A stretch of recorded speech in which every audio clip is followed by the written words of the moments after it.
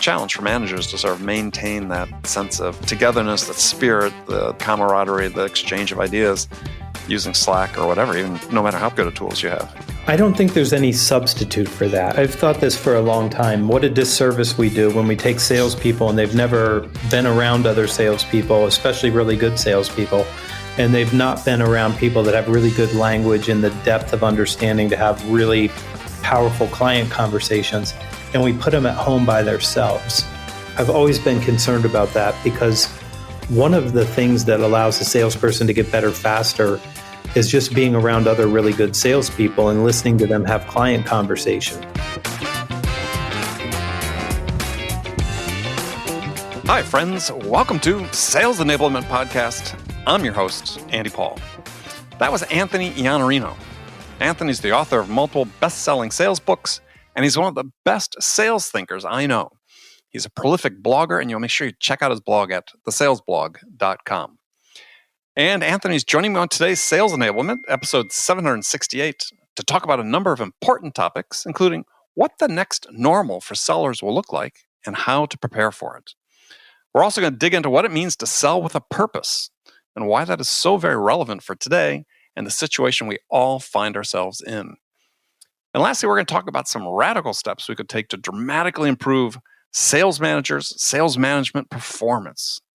Now, before we get to Anthony, I'll let you know that the whole team of people who work to produce this podcast are incredibly grateful for all of you who support us by listening to the show, telling your friends, sharing it on social media, and most importantly, subscribing to the show and giving us your feedback in the form of a rating and a review. So thank you.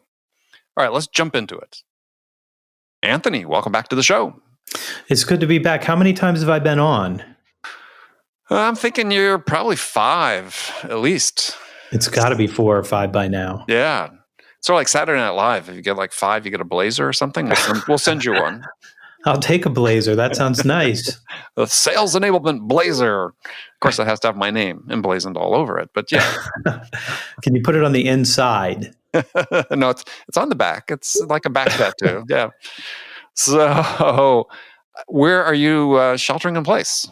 I am sheltering at home in Westerville, Ohio, and have been for maybe 60-ish days.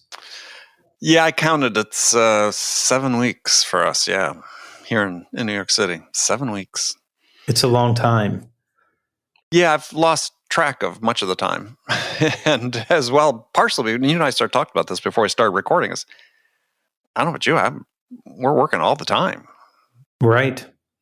Well, we can now. I mean, the technology allows us to do things that would have been difficult in the past, and they're not all that difficult to do now. So that we have going for us is that the technology allows us to continue to connect with people like this or over video. It's just much better. My father, who's 76, FaceTimes me every night now.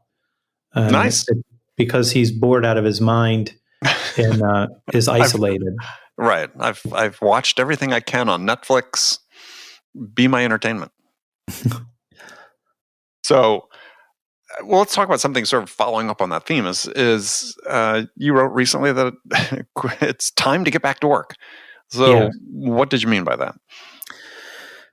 Well, I think that if you work in sales and if you believe that in good times your job is to go out and help people get better results, then you have to believe that in bad times, you have a duty and a responsibility and an obligation and a charge to keep that says, if I can help you when times are good, then I have to be even more valuable in times that are turbulent and where there's an economic crisis and a global pandemic. And I think it's time for us to go back and lead. And I know that the economy is going to tank beyond anything we've ever seen, probably in the history of humanity in Q2. But it doesn't have to be worse than it's going to be because we sit on the sidelines and decide, well, I don't want to bother people right now. I know they're really anxious. I know that they're fearful. And I continue to try to make a point about the difference between empathy and compassion. Mm-hmm. Empathy means, I've walked a mile in your shoes and I understand what you feel like. But compassion is recognizing that your shoes are 3 sizes too small and then getting you a pair of shoes that actually fit So the difference between empathy and compassion in my mind is one of them is theoretical and the other is action oriented. And right now it's time for salespeople. And I'm not saying that sales is the engine and that the other parts of a company don't matter and all that other stuff. But we do tend to be on the beginning edge of economic activity for the companies that we work for. And we help improve the economics of the companies that hire us and buy from us. So if we want to do our part, for me, I think the charge for us to keep is to work on the economy. So we've got healthcare workers, including family members from you that are on the front line of the virus part. We're not qualified, nor do we understand what we could even do to make a contribution in that world. But on the second front, the economic front, that's where we live already. I mean, that's where we can go and make a difference. And that's what people should be thinking about is how do I go help my clients turn their business around and recover? Because the only way your business is going to recover if you help your clients recover their business. That's just the order that it's always gone in. And it's time for us to get back to work and start doing that.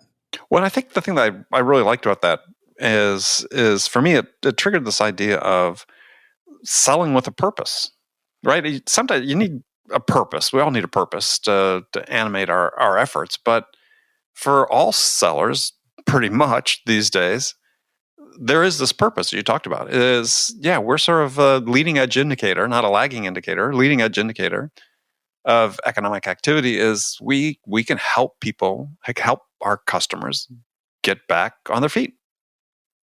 That's right. And I think that there's a number of value propositions right now that are probably more important. For some of our clients, survival is the value proposition now. So how can you help me survive? Can you help me control my costs? Can you help me find profit? Can you help me generate more revenue? Can you help me with the strategic outcomes that are going to allow me to survive? So that's one of them. And then the second one is, I think a lot of people want to get their business back to where it was, and they want to make up this time that they lost. And I know that they're looking for ideas about how do we recover faster?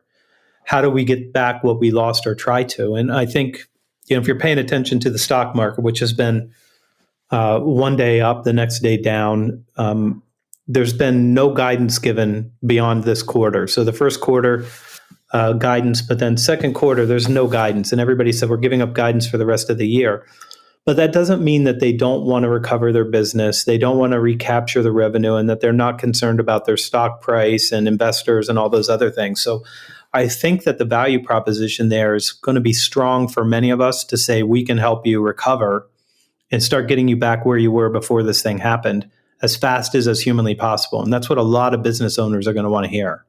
Especially because they also are having that same conversation about how they engage with their customers. This is like a back-to-back conversation, right? To your point about the compassion I understand how this feels. We're feeling it too, but you have to go do the same thing to your customers. So we're part of a chain here, right?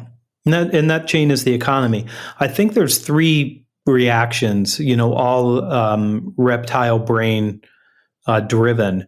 The first one is to decide to freeze. And a lot of people, when they get this level of stress and anxiety with this kind of a disruption, the first thing that they want to do is just freeze in place and don't make any decisions that might make it worse in the future. And when I don't know what the future looks like, every decision feels scary to me. So that's one group of people that you have to help with their concerns, because the worst thing that many of them could do would be to freeze. I mean, You have to start taking action on your own behalf. The second thing is some people take flight. I mean, they just try to get away as far away from the problem as they can, because it's so hard to make sense of. And of all the recessions I've been through, this is the hardest one to make sense of.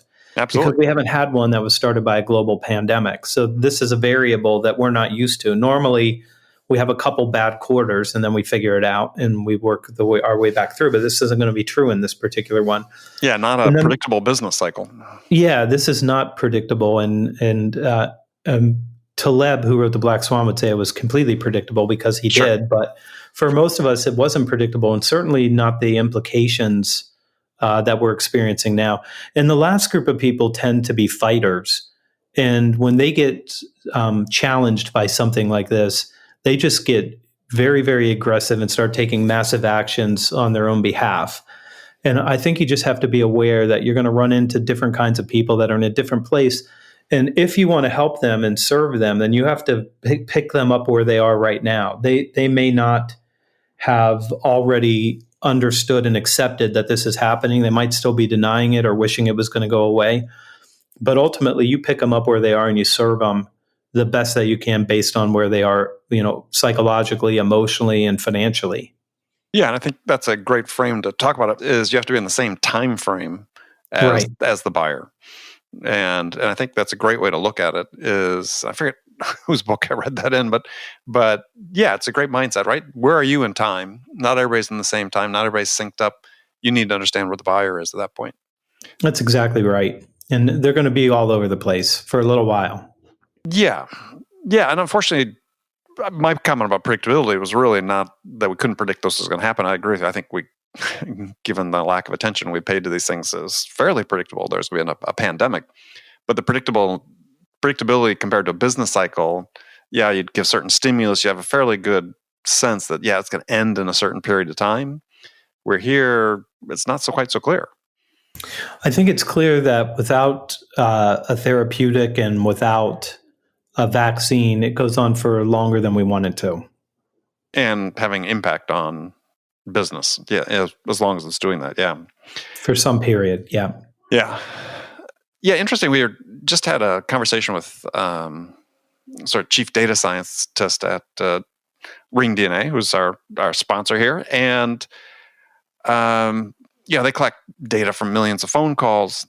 And they found that call connection rates with buyers are actually up during this COVID period in the work from home.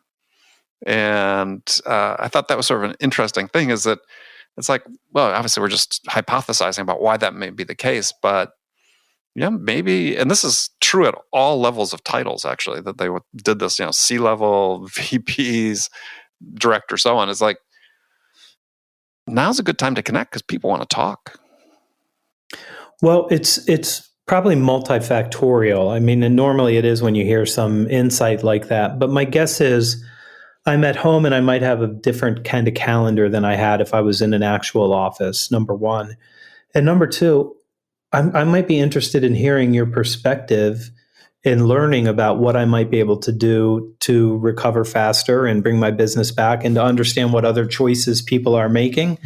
And I think that most really, really good executive leaders that I know are curious about what they don't know. Mm-hmm. And they know that there's a part of the information that's available that they know that they don't know.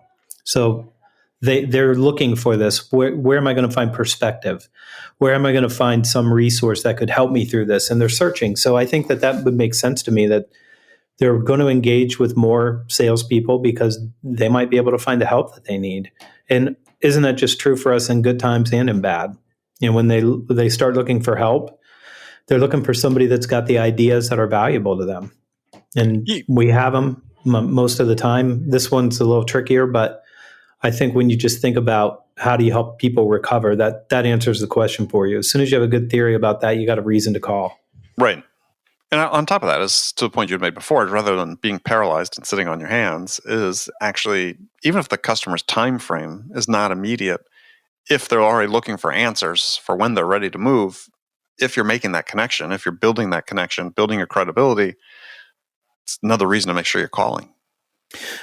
I've been telling people that I think that you make the call now, you engage in the early conversation, recognizing that it may be weeks or months before your prospective client or your client can take action. And it's simply just because there's still a lot of things that they have to work out. Their business is struggling, or their business is losing revenue, and they've got people furloughed or laid off or buildings closed. And you still want to go and be proactive and be the one that helps them think about their future, even if it's a few months before that opportunity shows up for you. I mean, and that's true in good times and bad too. Like, you're always calling on your dream clients. You're always trying to take them away from your competitor. And this is a time where you can have the same sort of view. It might be a while, but it's still the right thing to do, because the right thing to do is always the right thing to do. It's always the right thing to do. And to not do it is sort of to engage in a form of market timing, if you will, draw that analogy to investing, right? You can't Well, the predict market timing seems now's to the have been very prevalent with email marketers. Like they've taken total advantage of this, and I don't know how many more coronavirus resources I need. Do you think we're corona'd out? I think so. I am. I can promise you, I am.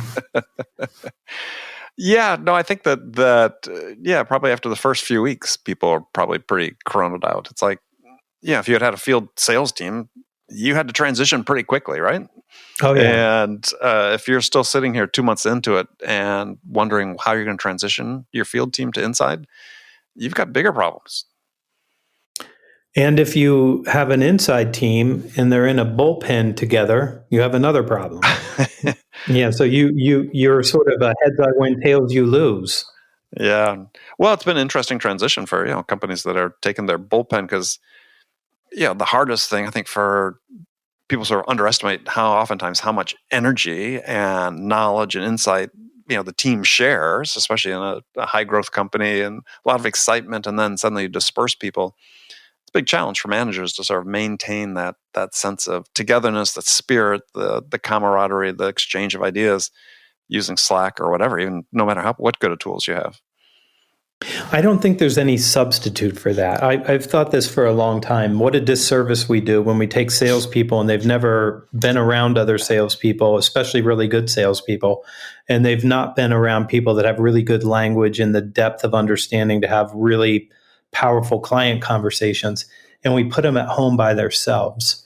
And I've always been concerned about that because one of the things that allows a salesperson to get better faster is just being around other really good salespeople and listening to them have client conversations. And they pick up the language and they pick up the concepts and they see it modeled for them. And so when they can see it work, they can pick it up. And I worry about the next generation. I don't know what age group that is right now, but if they are, let's call it, they live in the post-corona world or something like that, and they don't have a chance to be in a bullpen and sit around senior salespeople that have really good chops and a depth of understanding. They're being deprived of that early on. And my experience is if you get that early on, you end up being a really good salesperson because you got it very early. And it's harder to pick up on your own. I mean, you can do a lot of reading and a lot of listening to things like this, and you can study, but some of it just transfers by sitting next to somebody. And I'm sorry about talking about transmission. Sitting next to somebody is sort of the wrong way to describe that right now, Andy. Yeah, well, You get it. that's why people are working home. Somebody had asked me about this, and I disagree entirely that this is the new normal. I think people are going to be anxious to get back together for the very reasons you talked about. I mean, in sales, being in the bullpen, that's way more fun than working on your own. Way more fun. I reject the idea that this is a new normal. It's a temporary normal. There's no doubt that we have months, maybe 18 months, something like that. But we are going to get back together and hold people's hands and hug people and show up at big events where there's 1,000 or more people. We're going to do those things. It's going to be a little while, but we'll get back to that. We never go backwards as a species. Like No. we figured out, and I have a lot of people I know who are conspiracy theorists about vaccines and things like that. And I have to remind them, like, you've got 18 vaccines. Why do you think you didn't get the mumps or the measles or polio or tuberculosis? Like we solve these, and we'll solve this one too. Yeah. Well, speaking as a person whose oldest brother was one of the last cohorts to contract polio, vaccines are very important. We'll get there. Yeah. Well, so the show, we talk about sales enablement, which I think is, to a point you were just making, is much about self-enablement in many respects. In terms of what I'm prepared to do to extend my expiration date as a seller, some of which comes from being in a bullpen with people and exchanging ideas and insights and so on, but also things I can do on my own. So, and this is not about, hey, this is what you should be doing during the shutdown question. It's like, just in general in your mind, what's missing in the equation in terms of what individuals should be doing? We'll start with individual contributors to enable themselves to sell. I've written 3 books, and you've been nice enough to have me on this every time I've written a book. I'm writing another book. I'm not pitching that yet, Andy, but soon. Um, the first book I wrote was called The Only Sales Guide You'll Ever Need, and a terribly unfortunate title for a guy with a I 3-book think I gave deal. you a hard time about that. I think you did, and I appreciated it because it's funny. But that book was about how do you become somebody who people want to buy from, and that's the first question that a salesperson should ask themselves. And it's very hard for a new salesperson that doesn't have the right mindset early on to recognize that your sales results are individual. And the reason that we have a top 20% and a bottom 80% is because some people are better at it than other people. And a lot of it is because of the type of person they are and their character traits and their discipline and their attitude and their ability to communicate certain things in certain ways and the ability to hold themselves accountable more than their client will hold them accountable. But when you start to see that and you recognize when people say, well, I lost this deal because my price was higher than my competitor. And you're like, yeah, well, the top 5 guys on your team has the same pricing structure that you has. So, or you have. And then they say, well, it's my manager. Well, you have the same manager that guy has. Why is he doing so much better? And it's really incumbent upon you, if you want to be great at anything, not just sales, but to take a good look and assess yourself and say, am I doing the things that I need to do? Am I becoming the kind of person that people are going to want to buy from because I'm high insight, high business acumen, I'm disciplined, I'm credible, I'm reliable, I'm trustworthy.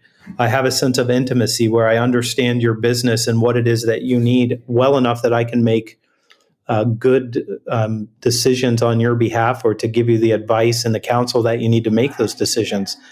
So I think it starts with you have to develop yourself as a human being in addition to figuring out what the sales skills are that you need to be successful in that role. But I would put the character traits and what I called mindset at the beginning, because if you get that part right, it's a lot easier to begin with.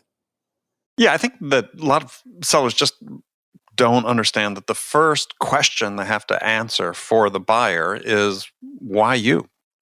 Right. And to your point, it's why you, not why your company, why you? And it speaks to everything you talk about, character, values, acumen, all the things that you can bring to help them make the decision why they want to buy from you.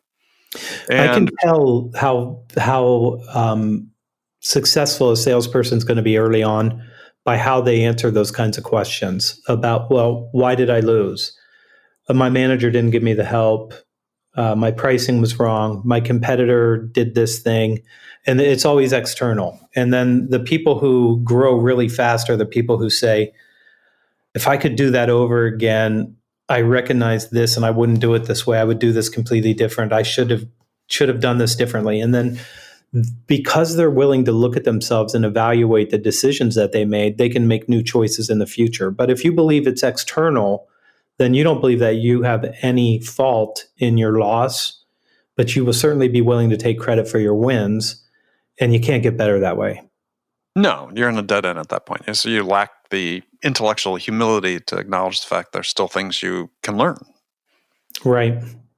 And thankfully, I have a lot to be humble about when it comes in that regard. It's hard to know a lot of things. So you have to work really hard, and it takes time and experience.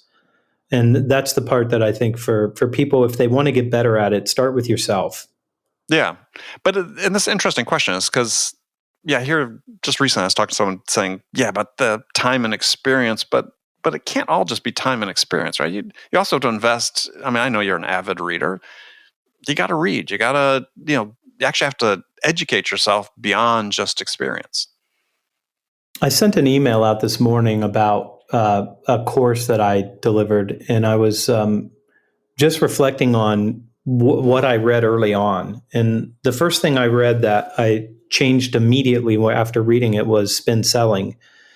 And the only part that mattered to me in that book was getting in advance, the commitment to move forward. Immediately after reading that, selling slowed down for me. I mean, I could see what was going on in front of me because I knew I was trying to get a commitment and I knew what that next commitment had to be. And then I read Major Account Sales Strategy, also by Rackham, and a better book and a more important book that's been selling, in my opinion. Mm-hmm. Immediately, I don't know if I paid $22 for that book and it takes 4 hours to read. It's not a very big book. But I immediately started winning multi-year, multi-million dollar deals after reading that book. And it was because I just took action on what I read in that book. And then Mahan Khalsa, Let's Get Real or Let's Not Play. I know you know Right. that work.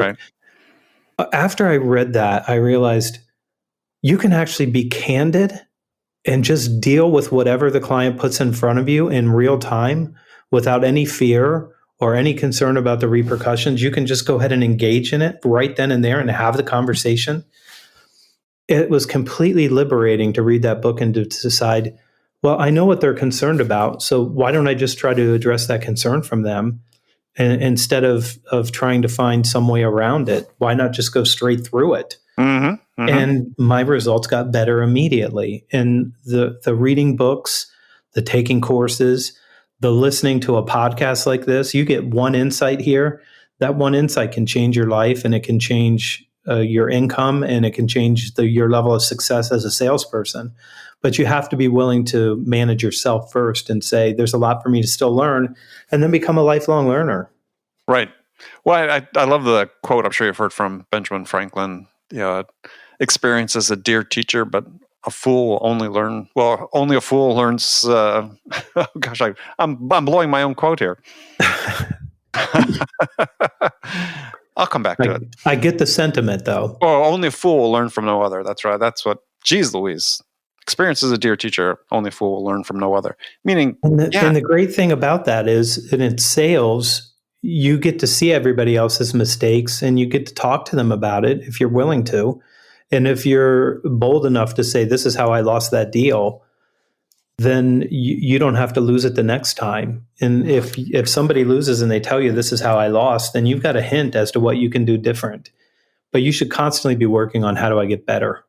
Yeah, I mean, I remember early days when I was in the field listening to tapes, right? Zig Ziglar tapes and reading Tom Hopkins' book when it first came out, Mastering the Art of Selling, and all those things that supplemented everything you'd learned experience basis. And I thought the two great teachers, for me is reading and my customers. Oh, yeah. I mean, I felt like my customers taught me how to sell as much as anything else.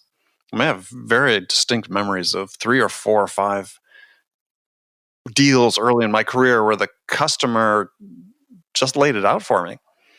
Oh, I've not only had that, I've also had them teach me their business and help me understand how I was supposed to create value for them. They're great teachers. So I got a sort of a wild question for you, because this is one topic I've been thinking a lot about recently. Is we spend so much time and effort working with salespeople, but comparatively, managers get sort of short shrift when it comes to training. I interviewed a guest last week that's saying that on average, a manager, and this is not specific to sales, but receives their first training at age 42. Wow. This guy named Peter Economy, who's written a book. He's a writer for Inc. magazine and has written a book on first-time managers. Think about that. So part of me thinks okay, we spend all this effort sort of talking about sales and sellers, but we still have this problem, I believe, that we don't really know how to coach performance, right? I know you're a big football fan. I'm a big soccer fan. I like football too. But I mean, I think, the coaching staffs have changed so much in the last 15, 20 years where there's much more emphasis on how do we help these individuals get better, right? Nutrition, performance, fitness, skills. We've got specialized coaches that help all that. And yet we're still sort of structured in the way we manage sales in the way we're for the last 100 years. I mean, part of me is thinking is like, what if we stopped training salespeople, just focused on training the managers? We'd get a lot better faster. Seems like it, wouldn't it? Well, yeah, but you have to remember the starting point of that conversation is almost every sales manager has a battlefield promotion, right? Yes. This person left, guess what? You're next up. Yeah. And all they know is what they learned from their managers before. And that manager didn't have a great manager that had been trained before that. And so all they know is, I mean, I'm going to be hyperbolic here. It's not all they know, but a lot of it is more activity is better. Mm-hmm. And I can't help you with your effectiveness when you speak to coaching. I can't help you with the effectiveness because nobody ever really spent a lot of time helping me be effective. So I'll just ask you to do more. And some people will rise and do well, and that's great. And then other people won't. And the sales manager is not prepared to give them the type of coaching that they need to do that. And so my next book is a leadership book. And there's a coaching framework to it because you do have to have every player on your team give you their best performance. And if you don't know how to coach them and you don't care about them individually and you don't recognize that your job as a leader is to make each person capable of giving you their very best performance and holding them accountable to that, then you're leaving a lot of results, on the cutting room floor. I mean, you're just not going to get it from them if you can't do that. I think if you want to find the root cause of most challenges, and I'll share this with you. I had a person who called me 2 weeks ago and said, my sales force is terrible. I just got here and I picked them up and they haven't been trained. And I said, well, that's not why they're terrible. Yeah. And she said, why are they terrible? And I said, because their manager didn't hold them accountable for being better. The manager didn't hold them accountable for doing the right thing day to day. And they did what was expected of them, which was not much. And that's why they're waiting for RFPs and believing that an RFP is an actual opportunity. And so you can't blame them. They were poorly led. So if they're poorly led, it's not their fault. You got to give them a better leader. Exactly. But in addition to the leadership, though, and one of my big issues is, to the point I was making before, is that why do we still expect, though, that this VP of sales or CRO or sales director or whatever, that there'd be these master of all trades, right? So, or jack of all trades, that they're an effective performance coach, that, they're a motivator, that they're, a good manager, that, they're a laundry list of things that we expect them to be, where when you look at other performance activities like sports, they have very specialized coaches for each of those functions.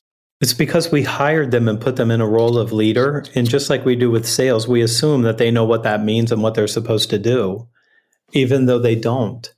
Well, who's not making the case for, this is my second part of that question. So where are we failing? Why aren't CEOs recognizing that, we're just sort of getting by in sales. Yeah, we're maybe hitting our targets, but if we really treated this like a performance sport, maybe we get better performance across the board. We could grow even faster. Of course we can. And it is an individual sport in a lot of ways. I know that there's a lot of team selling now, and that's really important, but the team's made up of individuals.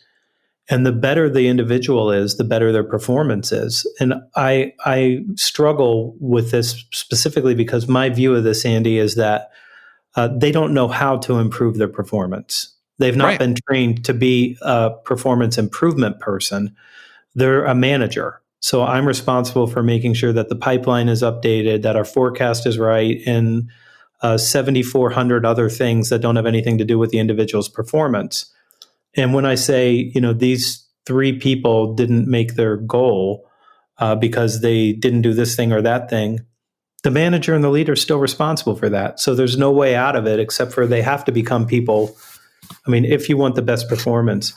Andy, I don't know what sports you played or if you played any when you were young. I think soccer. Well, I played lots. I've had lots, but my passion is soccer now. I mean, the sport I follow. Yeah. The best coach or teacher you had when you were playing soccer did not come to you and say, Andy, I've recognized that you're a mediocre talent and I'm not willing to invest any time or energy into you because you'll never be good at anything.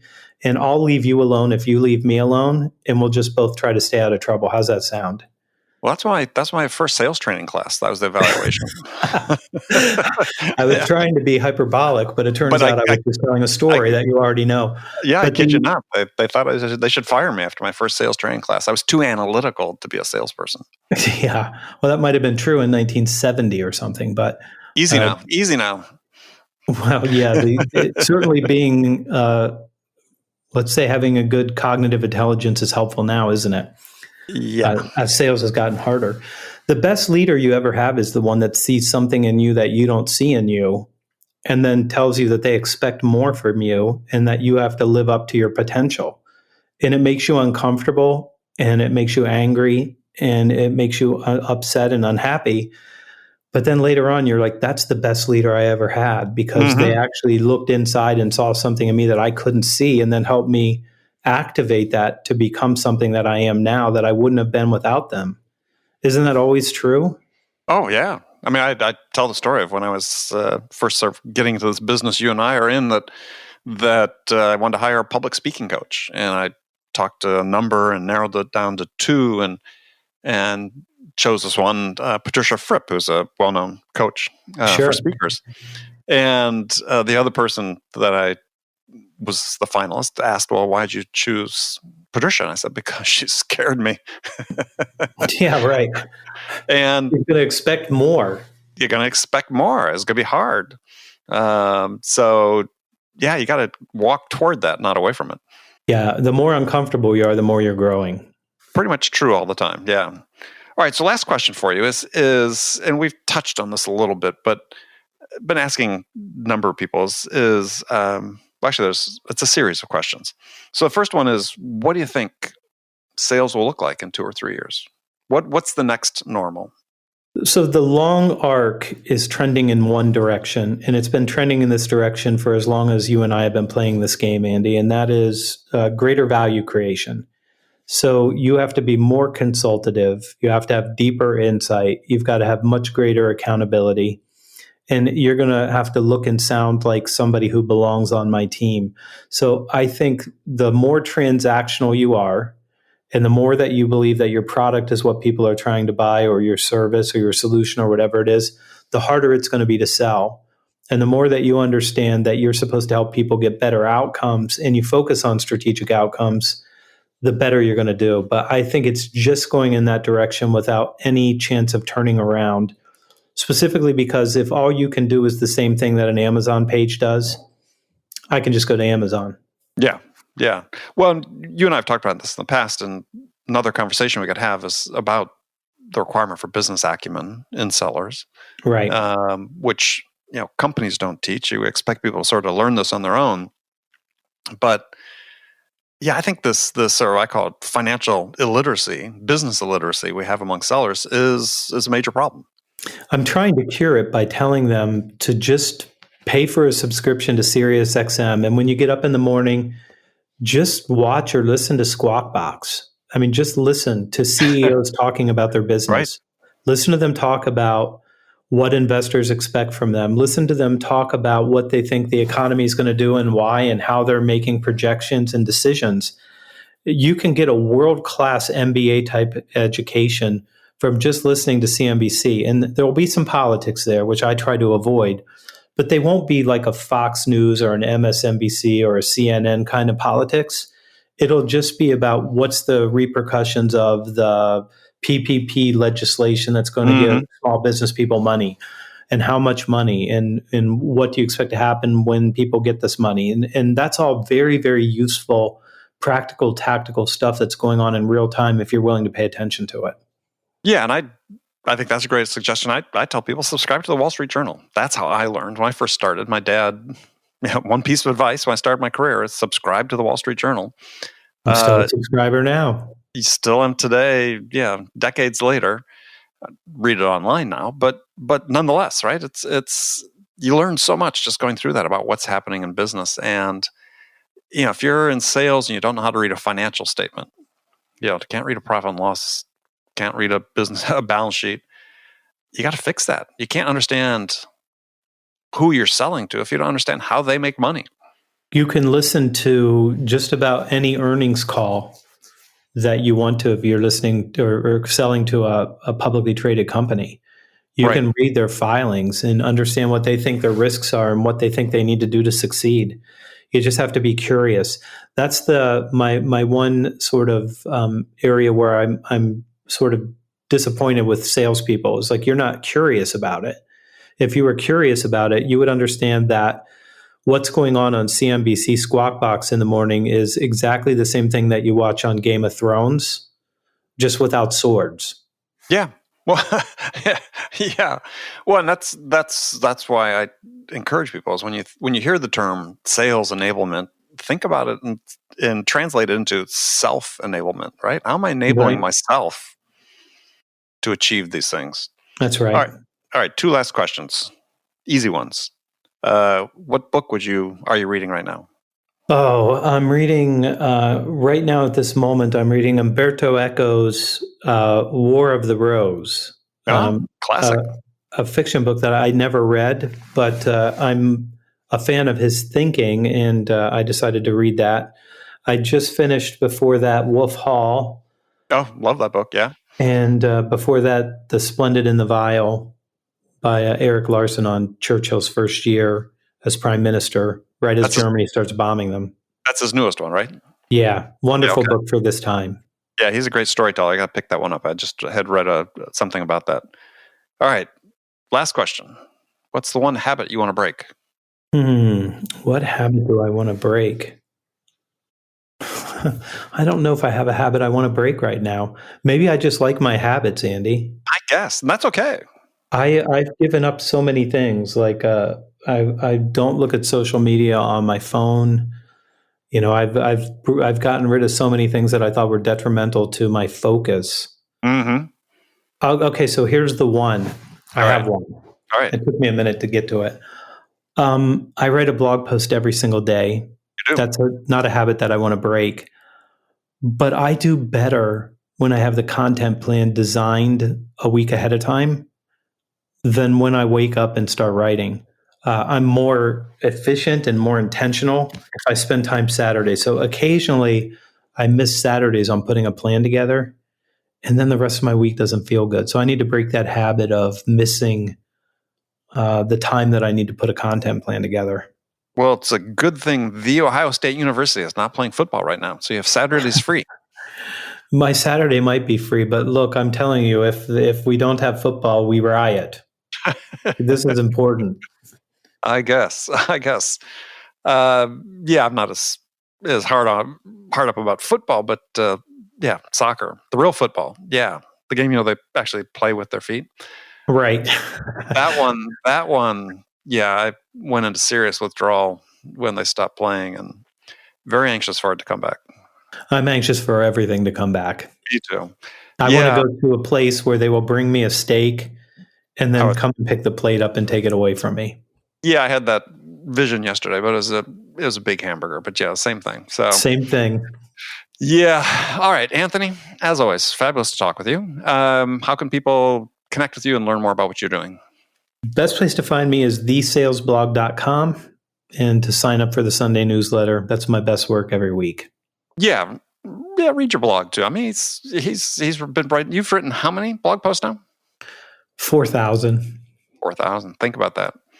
4,000. Yeah. If you want a good source of incredibly well thought out, well-reasoned, rational advice about sales and success in sales, then check out Anthony's blog. All right, Anthony, thank you. We'll look forward to doing this again soon. Good to hear your voice, Andy. Likewise. Okay, friends, that's it for this episode. First of all, I want to thank you for taking the time to listen. I'm so very grateful for your support of this show. And I want to thank Anthony Iannarino for sharing his story with us today. If you enjoyed this episode, please subscribe to this podcast, Sales Enablement with Andy Paul, on iTunes, Spotify, or wherever you listen to this podcast. And if you could also leave us a rating or a review and let us know how we're doing, we'd really appreciate it. Now, you can do all that on your phone in less than a minute as soon as this podcast is over. So thank you for your help. And thank you so much for investing your time to join me today. Until next time, I'm your host, Andy Paul. Good selling, everyone.